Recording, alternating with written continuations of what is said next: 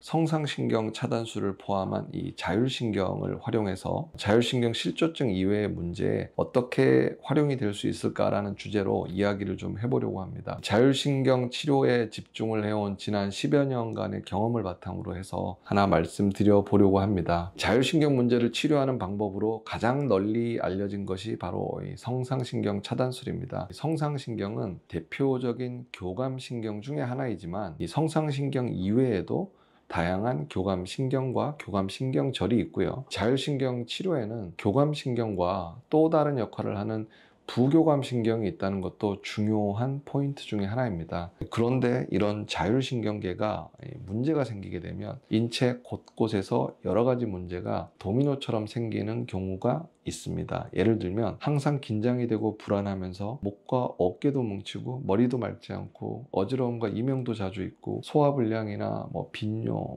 변비 등의 비뇨 생식계 문제에 이 면역력까지 떨어지게 되는 경우가 대표적인 자율신경 실조증에 해당을 합니다. 즉 전신에 유기적으로 연결되어서 분포하는 자율신경으로 이 신경학적 신호전달이 이루어지면 이에 반응을 해서 혈관의 탄성도가 변하거나 혈류가 증가하거나 감소하는 등의 반사작용에 의해서 생리현상이 조절이 되는데 이 과정에 문제가 생기게 되면 여러 장기로 도미노처럼 다양한 자율신경 실조증 증상이 나타날 수 있습니다. 그런데 자율신경계는 앞서서 말씀드린 이 대표적인 자율신경 실조증 증상이나 문제 외에도 이 다양한 증상이나 질환의 치료에 관여하는 경우가 많이 있습니다. 그래서 이런 증상, 질환 중에 원인을 알 수 없고 난치성으로 분류되는 경우에 한해서 그 치료에도 활용을 해볼 수 있다고 생각을 합니다.